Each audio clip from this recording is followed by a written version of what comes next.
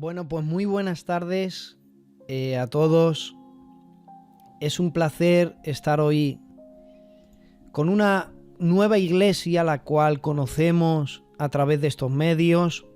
Quiero dar las gracias a Sergio por acompañarme, por estar aquí. Él me había dicho que se tenía que desconectar para luego trabajar en el sello de la iglesia.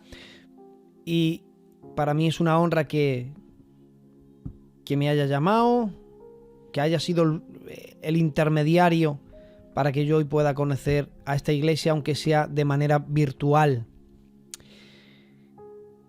Bueno, muy contento. El inicio del culto es una bendición y yo he estado meditando mucho, orando por ustedes para que el Señor ponga una palabra en mi corazón que pueda servirnos como una plataforma de inicio para este año. Yo digo que los mensajes más importantes que predicamos, esto es algo mío personal, es una opinión personal, son aquellos que dan inicio al año y cerrada del año, porque nos enfocan de alguna manera en todo lo que nos espera. Y yo quiero hoy compartir algo que el Señor ha puesto en mi corazón y vamos a intentar disfrutar hoy compartiendo la palabra. Para aquellos que no me conozcan, me llamo Eugenio, soy de la iglesia Campo del Ángel en Alcalá de Henares, la zona de Madrid. Y bueno, nuestra pasión es servir a Dios allí donde el Señor quiera que le sirvamos. Así que en este momento vamos a compartir la palabra del Señor y yo espero que la palabra les haga bien. Vamos a coger la Biblia. Vámonos a irnos a el maravilloso libro de Esther. Vamos a disfrutar hoy hablando acerca de este libro. Veo que me han dado ustedes tiempo, yo no quiero ser muy pesado.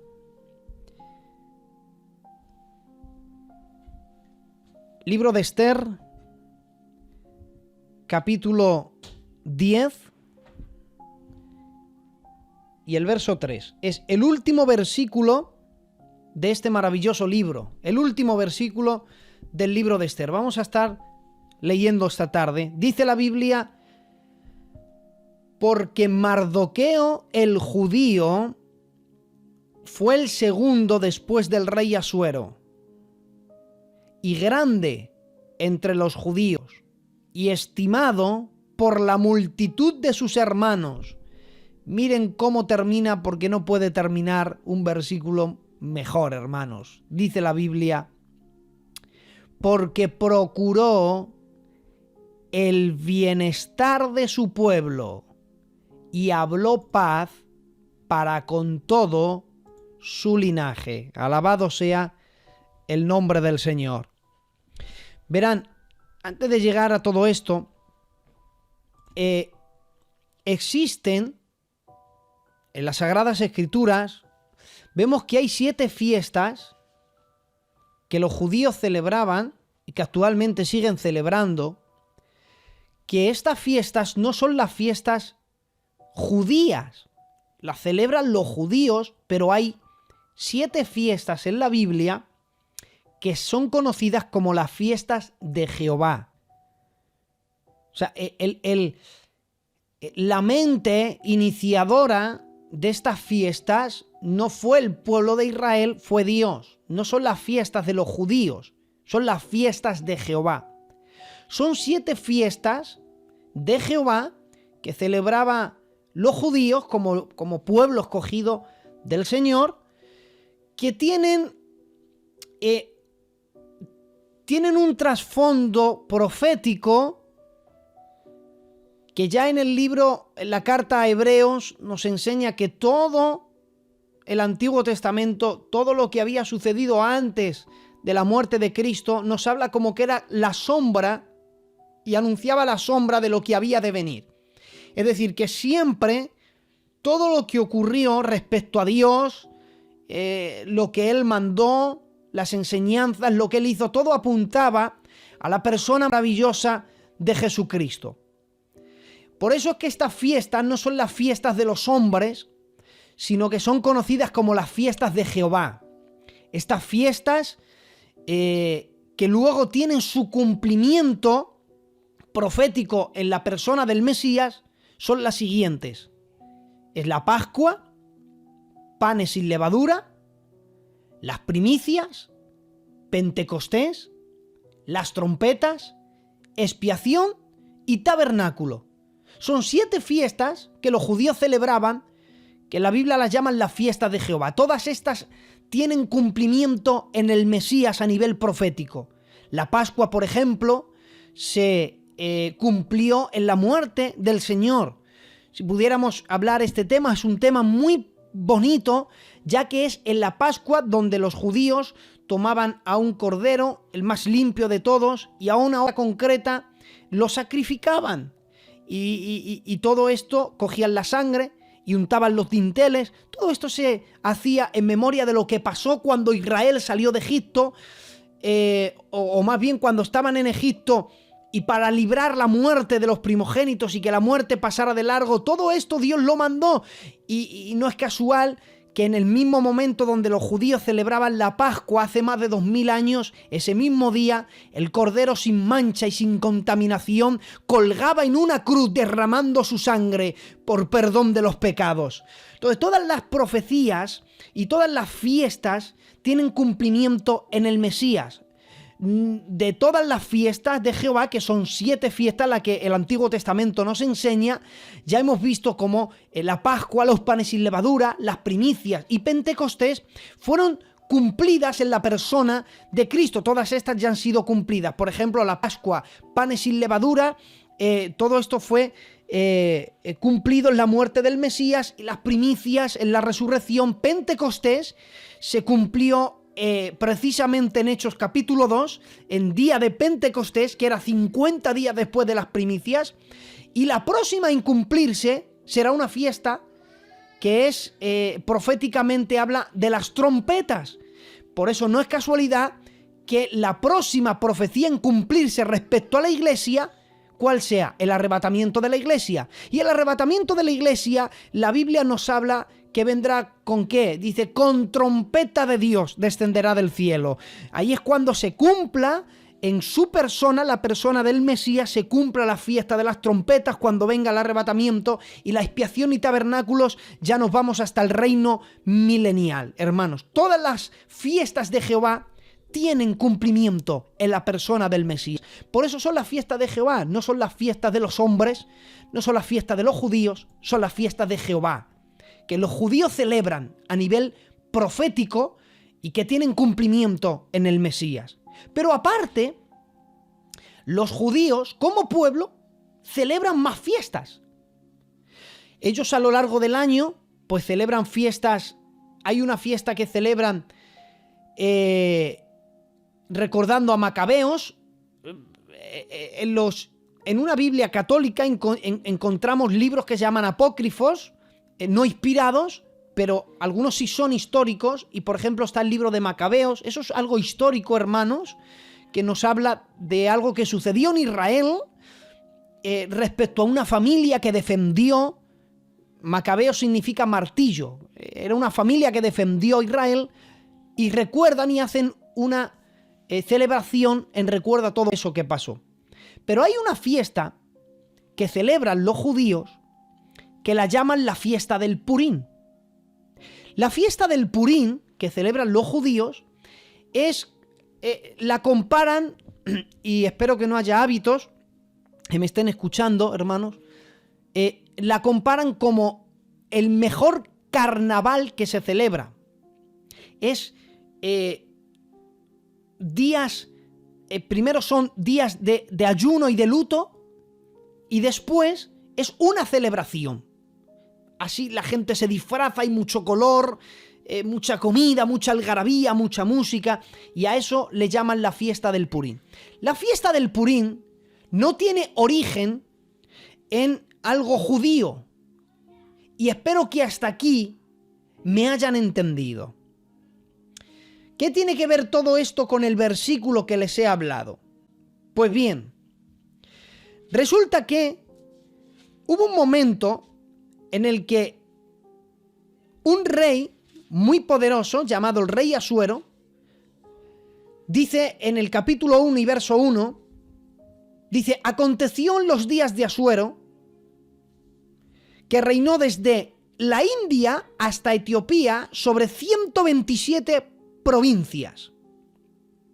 Estamos hablando que había un rey llamado Asuero, que su reinado se extendía desde la India hasta Etiopía. Abarcaban 127 provincias.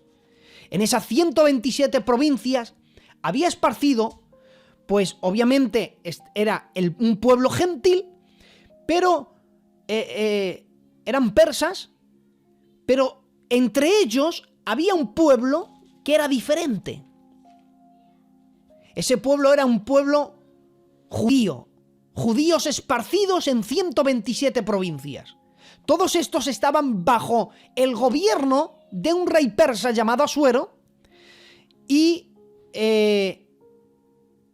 tenían como castigo los judíos que no podían ir a Jerusalén, peregrinar y hacer allí sus fiestas y sus celebraciones. Su territorio donde ellos se podían mover era las 127 provincias. No tenían la libertad de marcharse a Jerusalén todos los años a peregrinar porque no podían abandonar el reino sobre el cual ellos estaban sometidos. Entonces ya tenían un castigo de estar sometidos bajo un reinado persa. Dice la Biblia que en aquellos días, sin el rey saberlo, se enamoró de una doncella. Fue amor a primera vista lo que hubo cuando miró el rey Asuero a una bella, hermosa judía llamada Esther. Significa estrella. Cuando la vio, quedó prendado de la belleza que tenía Esther. Tanto es que le dijo: pídeme y te daré hasta la mitad de mi reino. Resulta que Esther había quedado huérfana y la cuidaba un hombre llamado Mardoqueo.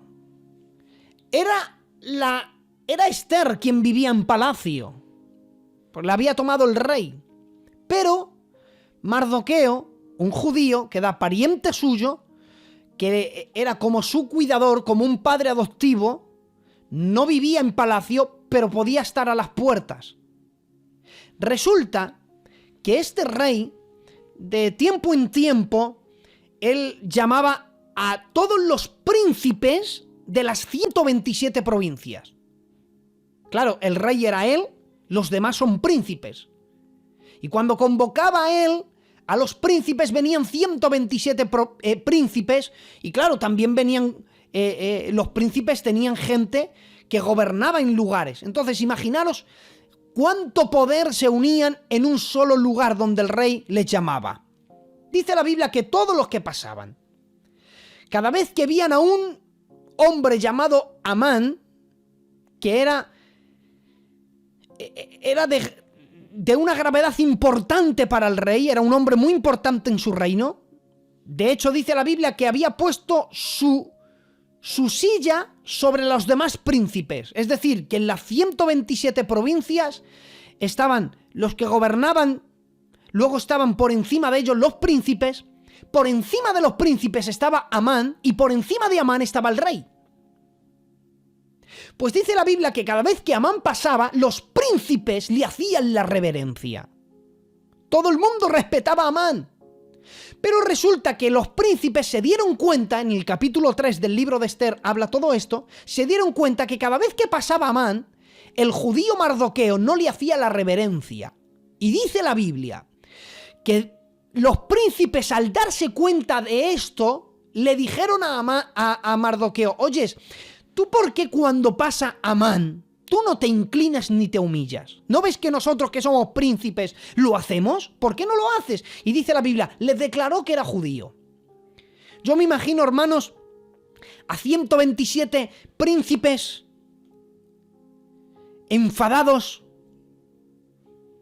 mirando a un judío diciéndole: pero ¿por qué razón nosotros nos inclinamos y tú no? ¿Pero quién eres tú para no inclinarte ante Amán? Y cuando le dice que él es judío, que él no se incline ante hombres, que él no se va a humillar, que él si se humillaría, me imagino yo la conversación, yo me humillo ante el único Dios verdadero. Y hermanos, les encendió un odio a los príncipes que dice la Biblia, escuchen, que se lo denunciaron a Amán. Escuchen, en ningún momento a Amán le sentaba mal que el judío Mardoqueo no le hiciera la reverencia. De hecho, no le importaba. De hecho, dice la Biblia que le tenía en poco. Para Amán, bueno, era algo que no tenía importancia. Si no le saludaba, ni se inclinaba, ni le hacía la reverencia Mardoqueo, a él no le importaba, hermanos, porque le tenía en poco, porque para él, el judío Mardoqueo no era nadie. Era un don nadie. Él quería la reverencia de los príncipes, pero la de un pobre que está sentado mendigando, yo no quiero esa reverencia. No le importaba. Pero los príncipes le dijeron, ¿que no te inclinas? Pues te vamos a denunciar. Ya verás cómo te inclinas la próxima vez. Y entonces fueron y le denunciaron. Oyes, hay un judío. Hay uno en la puerta que cada vez que pasa no se inclina ante ti. Me imagino yo que Amán diría, no, ya, si me he dado la cuenta, pero bueno, dejarle. Y le dirán, no, es que tiene una razón por la cual no te hace la reverencia. Es que es judío. Y dice que como es judío, no te hace la reverencia por esa causa. Bendito sea el amor de Dios. Escuchen, lamentablemente hay gente como los príncipes que viven amenazando y amenazando y amenazando. Que no lo haces, pues vos, y amenazas y amenazas y amenazas. Pero hay hombres de Dios como Mardoqueo que todavía las amenazas no le asustan. Entonces Amán dice, que no se inclina porque es judío. Y dice la Biblia que pensando él en esto, tuvo en poco matarle a él. Dijo, ¿para qué le voy a matar? Voy a hacer algo. En vez de matarle a él, ¿qué dice? ¿Que es judío? Sí, van a morir todos los judíos del reino del rey Asuero. Fíjate. Para hacerle daño a él, voy a matar a todos los judíos. Mira si era malo Amán. Yo sé que si de alguna manera va a sufrir Mardoqueo, va a ser haciéndole la vida imposible a los demás judíos. Y entonces Amán, que aunque tenía mucho poder, no tenía autoridad de matar a nadie, le dijo al rey, mi rey, sabes que yo lo único que quiero es bienestar para tu reino, ¿verdad? Pues bien, resulta que hay en tu reino un pueblo que no obedece tus leyes. Resulta que hay un pueblo en tu reino que hace lo que quiera y son una plaga. Creo que la solución a ese problema es matar a todos los judíos. Mátalos a todos. Dame a mí permiso y yo llenaré tesoros. Abriremos las arcas de los tesoros y yo voy a llenar y voy a dar tesoros. Si me haces ese favor, permíteme que los mate a todos, a mujeres, a niños, a todos. Y entonces el rey Asuero le dice, concedido. Y dice la Biblia que se echó suertes, atención, por favor noten esto. Dice que en el mes primero, en el mes de Nisan, se echa la suerte. ¿Saben ustedes que los judíos no tienen un calendario como nosotros? Nosotros, nuestro primer mes del año, ¿cuál es? Es enero, ¿verdad? Para un judío no.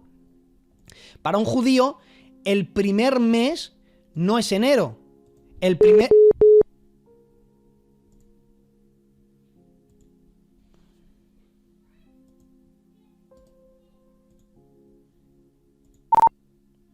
Perdonad, hermanos. Para un judío, el primer mes no es enero. Ellos no empiezan en enero el año y acaban en diciembre como nosotros. Para ellos, el inicio del mes es el mes de Nisan. Y el mes de Nisan es entre marzo y abril. Y ellos, su último mes del año es el mes de Adar, que es entre febrero y marzo. Pues en el mes de Nisan, que es el primer mes para los judíos, Mira, yo voy a interpretarlo para que ustedes me entiendan, porque aquí viene el resumen de todo el mensaje. Imaginaros, hermanos, que el día 1 de enero, lo que para nosotros es 1 de enero, era ese día para el pueblo de Israel. En ese día, en el mes de Nisan, justamente ese mismo día y ese mismo mes, los judíos deberían estar celebrando la Pascua, la fiesta más importante de los judíos. Deberían haber reunido la familia, contarles cómo Dios les sacó de Egipto, preparar el cordero, los panes sin levadura para toda la semana. Tenían que preparar las primicias, tenían que hacer las preparaciones. Pero ellos tenían un castigo de estar lejos de su tierra. No podían, ya añoraban Jerusalén, pero no podían estar allí. Y en el inicio del año se celebró una fiesta, una costumbre persa que se llamaba el Purim. El Purim significa suerte. ¿Sabes qué era la suerte? Eran 2 dados. Uno era para el mes de cada año. Es decir, eran 2 dados que tenían el 1, el 2, el 3, el 4, el 5 y el 6, y otro dado con otros 6 números. Total eran 12. Esos 12 eran los 12 del año. Entonces, los persas decían, pide algo. Y ellos decían, quiero esta petición. Entonces tiraban los dados y donde caía el número, si caía el 3, decía, de aquí 3 meses, tu petición será cumplida. Si caía en el 1, decían, el mes que viene, tu petición será cumplida. Mira la petición de Amán, que se mueran todos los judíos. Mujeres, niños, ancianos, saqueemos todos sus bienes. Y entonces el rey Asuero dice, me parece bien, la petición está echada delante de todos los príncipes, tira los dados. Y entonces tiraron los dados sobre el suelo frío persa. Me imagino el rostro de Mardoqueo cuando no se detiene en el 1, ni en el 2, ni en el 3, ni en el 5. Porque si hubiera sido así, en el 2, 2 meses después, los judíos mueren. Pero empieza a rodar los dados sobre el suelo frío persa y se detiene un dado en el 6 y el otro en el otro 6. Y dice al rey Asuero, en el mes de Adar serán cumplidos tus deseos, Amán.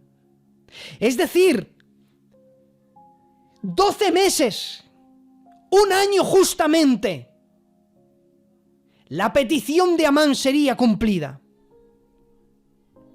Imaginaros ahora que dice la Biblia que fueron enviadas cartas a todas las provincias y en unos días todos los judíos se enteraron que el último día del año para ellos iban a morir. Y antes de morir iban a ver morir a los ancianos, a los niños, a las mujeres. Les iban a robar sus casas, se las iban a quemar, iban a quitarles sus tesoros, todo. Ahora quiero, hermanos, que os imaginéis. Imagínese usted en el lugar donde vive. Nájera. Vamos a poner ese lugar. Imaginaros, hermanos, que está vallado, que no se puede salir del pueblo. Aquí en Alcalá de Henares, antiguamente Alcalá de Henares solamente entrabas por 3 sitios. Había 3 puertas. Estaba rodeado por una muralla y 13 torres. O sea, solamente podía salir por lugares específicos. Ahora ya no, ahora eso pertenece al casco antiguo y ahora ya es muy grande Alcalá de Henares. Pero imaginaros que Nájera está vallado por el ejército español. Y ahora hay un edicto y dicen todos los cristianos de Nájera. El día 1 de enero hay un edicto y dice el presidente de la nación cercar el pueblo entero. Que todos los cristianos, los de la iglesia de Nájera, el día 31 de diciembre, que sean expulsados de sus casas y que sean todos asesinados. Imaginaros la situación. Imaginaros cómo habían empezado el año. ¿Sabes cómo habían empezado el año los judíos? En el reino de Asuero, confinados. Nadie podía salir más allá de las 127 provincias. Nadie podía escapar a Jerusalén. porque todo su territorio estaba confinado. No podían ir más allá. Y es que encima les esperaban 12 meses de angustia al saber que iban a ser asesinados.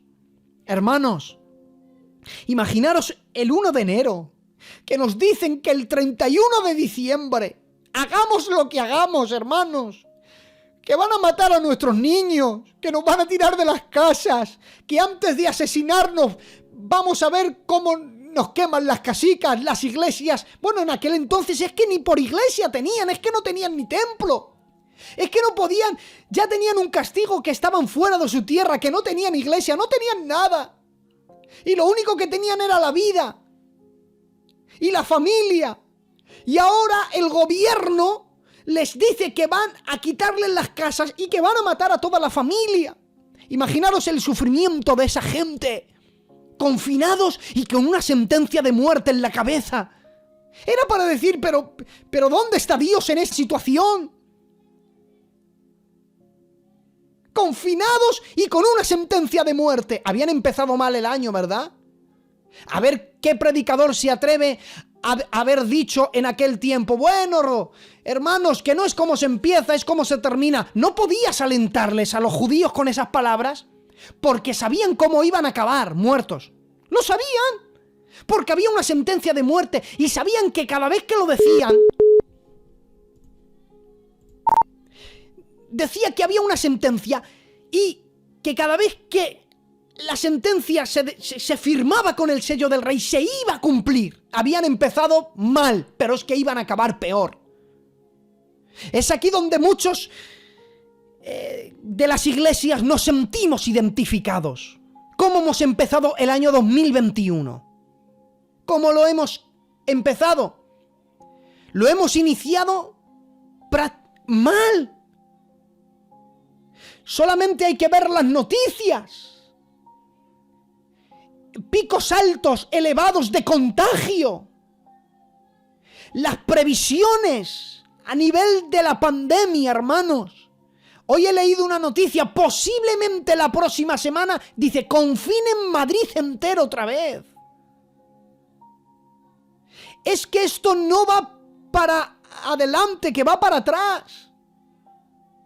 Estamos mirando, hermanos, las televisiones, y ya incluso hay filtraciones donde las supuestas vacunas que hacen, vacunan a gente con las...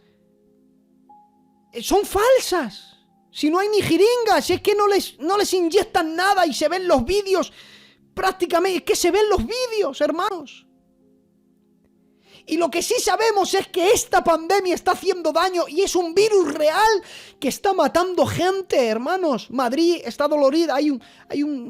Hoy una hermana de la iglesia de Talavera de la Reina, que le habían dado horas de vida, hermanos. Y yo los conozco, y ella servía en el bar de la iglesia.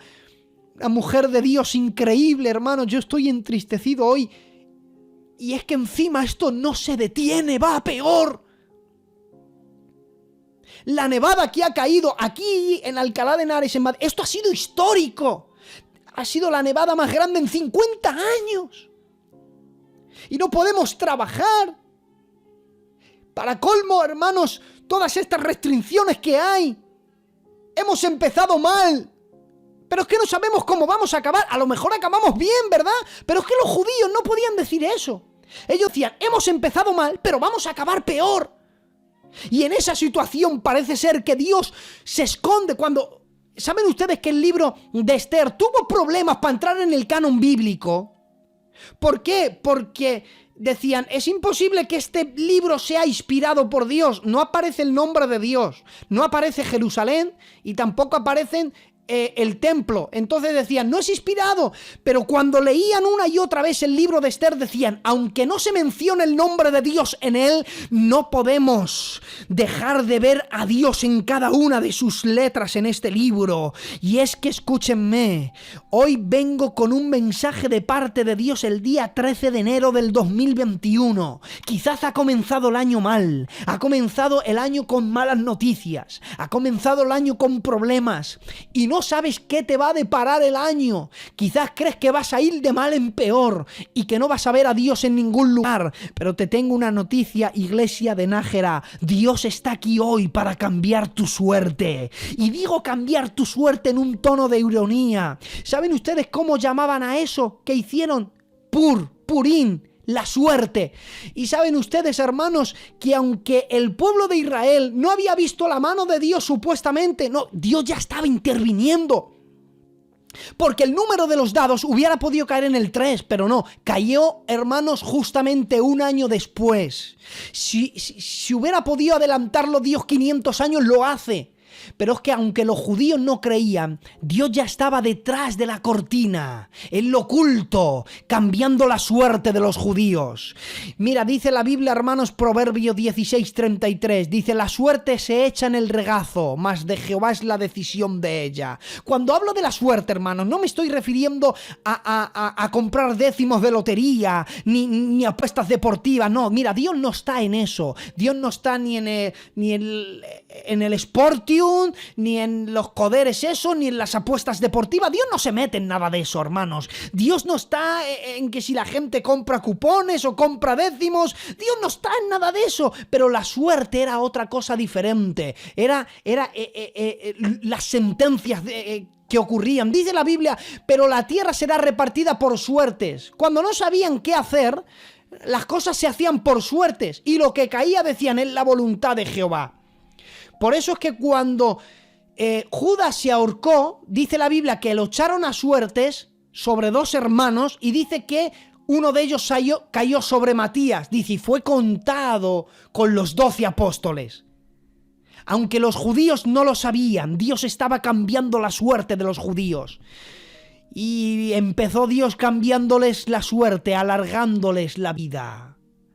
Y escuchen, puede que el diablo esté haciendo planes para el 2021 para arruinarte la vida.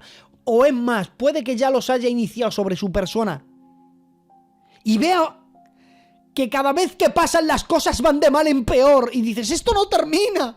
Parece ser que el universo se ha puesto de acuerdo contra mí. Y ve que está desesperado, que ya no sabe lo que hacer. Pero iglesia, Dios es experto en cambiar los planes del enemigo. Dios es el único que es capaz de cambiar los planes de maldición en bendición. Si no, vamos a mirar a José. Mira el plan que tenía el diablo sobre José y dice la Biblia, ahora venir y matémosle. Génesis 37:20, echémosle en una cisterna. Y digamos que una mala bestia lo devoró y dice la Biblia, y veremos qué ocurre con su sueño. Fijaros el plan que tenía el diablo sobre la vida de José, incitando a sus hermanos y diciendo matarle, para que sus sueños no se cumplan. Escuchen, hermanos, cuando usted analiza este texto es increíble. ¿Saben por qué querían matar a José? ¿Saben cuál fue el inicio del odio? ¿Por qué los hermanos de José odiaban a José? Por los sueños que Dios había puesto en él. En otras palabras, odiaban que Dios lo hubiera bendecido. ¿Sabes por qué hay gente a veces que te odia? Por lo que Dios ha depositado en su vida. A veces le quieren hacer daño a usted para que el plan de Dios no se cumpla en usted. Porque lo que añoran realmente es que Dios tenga esos planes con ellos.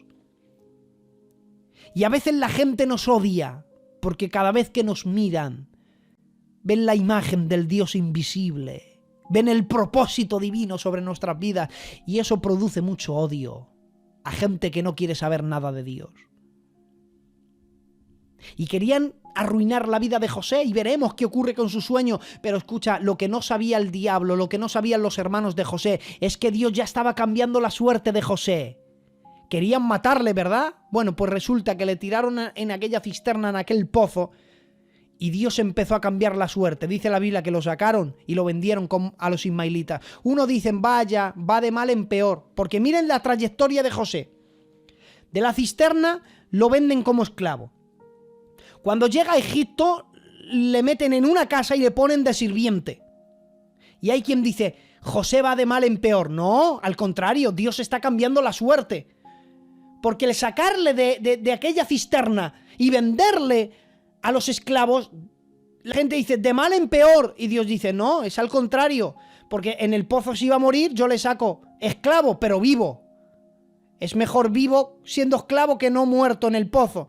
Hay gente que dice, ya, pero va de mal en peor porque le meten en la casa de Potifar y allí le hacen sirviente. Y dice Dios, no, yo estoy cambiando su suerte, va de bien en mejor. Porque siendo esclavo vive en la calle, pero ahora siendo mayordomo ya tiene una casa, tiene un techo donde cobijarse y una cama donde dormir. Sí, pero es que encima le ponen como sirviente, como el que manda. Y eso es mal. Y dice Dios, no, yo le cambio la suerte, va de bien en mejor, porque siendo el mayordomo, ahora manda sobre gente, a él nunca le va a faltar alimento. Y dicen, ya, pero es que le cambió la suerte cuando le metieron en la cárcel, y allí en la cárcel dice la Biblia que él cuidaba de los presos. ¿Ves cómo las cosas le van mal? Y dice Dios, no, yo cambié su suerte. Allí yo permití que le hicieran cuidador de los presos, porque siendo el cuidador de los presos nadie mata a José. Porque ¿quién va a matar a aquel que le cuida? Los presos no podían matar a José, porque si no, entonces los presos ya no tenían cuidador. Entonces Dios estaba preservando su vida. Y aunque los hombres no lo veían, Dios estaba cambiando la suerte de José. Es como lo que ocurrió en el libro del Éxodo. Dice la Biblia que Faraón mandó matar a todos los niños, a todo varón que nazca, echarlos al río, matarlos a todos. Pero Dios cambió la suerte. Y mira si cambió los planes del enemigo, que Faraón, que quería matar a todos los judíos, fue Faraón el que crió a un judío como su propio nieto, lo educó, lo enseñó, y tiempo después sería ese niño que fue educado en la casa de Faraón, el cual Dios escogió para liberar a su pueblo. Porque Dios es experto en cambiar los planes del enemigo. Imaginaros el plan del enemigo. Tengo un plan llamado Saulo de Tarso. Este es mi plan, lo he planificado yo, dice el diablo. He hecho yo este plan para matar a todos los cristianos. Y dice la Biblia, Saulo asola las iglesias, entrando casa por casa, arrastra a hombres y mujeres y los mete presos en la cárcel. Y Saulo de Tarso es el plan del enemigo.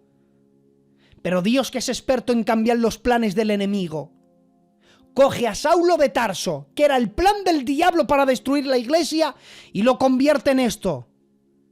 Dice la Biblia, en azotes, en cárceles, en tumultos, en trabajos, en desvelos, en ayunos, en pureza, en ciencia, en longanimidad, en bondad en el espíritu, en amor sincero, en palabra. Alguien que había sido perseguido, alguien que había sido maltratado, entre falsos hermanos, entre ladrones. He sido azotado con varas, 40 azotes menos uno. Dios es experto en... Y Pablo se convirtió en un apóstol que dice la Biblia, el último entre los apóstoles. Como un abortivo, dice, se considera. Pero sin embargo fue quien Dios tomó para inspirar medio Antiguo Testamento, 13 epístolas. De las cartas que Pablo escribió, están impregnadas en las Sagradas Escrituras, y cielo y tierra pasará, pero sus palabras no pasarán. Fue Pablo apóstol de Jesucristo, por la voluntad de Dios. Fijaros el plan que tenía el diablo. Su arma perfecta la convirtió Dios en esto. Te voy a entender lo que es sufrir por mi causa. Porque Dios es experto en cambiar los planes del enemigo. Les he contado que en el libro de Esther, el último día para los judíos, ¿qué tenía que pasar? Tenían que morirse todos, ¿verdad? Y durante 12 meses los judíos creían que Dios les había abandonado. Imaginaros a los judíos 3 días antes de su sentencia, Dice la Biblia que convocaron ayuno y durante 3 días estuvieron orando y ayunando. Señor, de aquí 3 días morimos. Una sentencia sobre nuestras cabezas. Y no te hemos visto en todo el año. ¿Por qué no has cambiado nuestra suerte? Pero escúchenme, el día que iban a morir todos los judíos, Dios cambió la suerte de los judíos. Y dice la Biblia que quien murió fueron 75.000 persas y el que mandó matar a todos los judíos. Dice la Biblia que Amán y sus hijos fueron ahorcados y junto con él murieron 75.000 persas. Y a día de hoy, los judíos en sus fiestas celebran la fiesta del Purim. Y celebran la fiesta del Purim durante 3 días están de ayuno, pero durante una semana celebran fiestas y en las sinagogas dicen Amán el perverso y todo el mundo grita, y cuando dicen Mardoqueo que procuró el bienestar de su pueblo, la gente comienza a aplaudir. Y celebran diciendo porque Dios cambió la suerte de los judíos. Te tengo una noticia, quizás has empezado el año muy mal, quizás crees que vas a acabar aún peor, pero ay, si hay algo que el diablo no sabe, es que tenemos a Dios que es capaz de cambiar los planes del enemigo. Dios es el único que es capaz de cambiar el lamento en baile, la tristeza en gozo. Y yo no sé cómo ha empezado el año, pero levanta tu cabeza y ora a Dios, que aunque a veces, hermanos, no veamos a Dios por ningún lado, que es verdad que a veces pasamos por situaciones que decimos, ¿dónde está el Señor? Parece ser que el Señor a mí no me hace caso, pero que no veas a Dios no significa que Dios te haya abandonado. Porque a veces, hermanos, Dios no contesta, pero dicen que cuando Dios no contesta es que está trabajando en el silencio. Y saben, la recompensa de los judíos fue más grande cuando la mano de Dios fue visible. Por favor, no abandones nunca a Dios, pero ni se te ocurra abandonarlo cuando las situaciones se empeoren, porque es en el peor momento, en el momento de la crisis, en la noche oscura de tu alma, cuando crees que ya no hay esperanza, cuando ya no hay salida, y este es el título del mensaje, sin salida, pero fueron salvados. Confinados, pero Dios los salvó. No podían salir de la provincia, pero la mano de Dios fue grande y los liberó y los salvó. Escúchame bien, aunque estemos confinados, aunque vengan malas noticias, aunque tenemos una pandemia en la que estamos arrastrando, sufrimientos, hermanos, vemos entre amigos, conocidos, familiares, aunque a veces, hermanos, miremos al cielo y no veamos la mano de Dios, pero Dios no nos abandona. ¿Cómo nos va a abandonar? Si dice la Biblia que Él no ha escatimado en dar a su Hijo, ¿cómo no nos va a dar juntamente todas las cosas? Confiemos, hermanos. A veces queremos que venga alguien de otro país, nos ponga las manos y nos diga, así te dice el Señor, yo estoy contigo. Hay un montón de versículos en la Biblia donde dice que tú eres la niña de sus ojos, que no te va a abandonar, que Él va a estar con nosotros, yo estaré con vosotros todos los días. Por eso levantar las cabezas, iglesia. Quizás hemos empezado el año mal y algunos lo habrán empezado siendo una catástrofe. Pero confiar. Hay un texto que dice la Biblia, fíjate, Jesús oró y dijo, Padre, yo no te pido que los saques del mundo. Fíjate la oración de Jesús, cómo oraba. Padre, no los saques del mundo, líbralos del mal. Y en el Salmo 23, ¿cómo empieza? Jehová es mi pastor, qué bonito. ¿Cómo termina? Mejor aún, en la casa de Jehová moraré por largos días. Pero ¿y en el medio qué hay? Aunque ande en valle de sombra y de muerte. Entre que Jehová sea tu pastor y morar con él largos días, a todos nos toca pasar por el valle de la sombra y de la muerte. A todos nos toca atravesar un desierto. Pero tranquilo, que el que te pastoreó desde el principio no te va a abandonar en tu desierto, porque te está guiando a las moradas celestiales. Adelante, iglesia, cobren ánimo, que Dios todavía sigue con nosotros. Que Dios les bendiga mucho, iglesia. Ha sido un placer haber compartido este culto con ustedes, aunque sea de manera virtual. Quiera Dios que pronto podamos conocernos. Espero haberos hecho bien y sabe Dios que mi única intención ha sido bendecirles. Que Dios les bendiga y hasta la próxima. Adelante, pastor.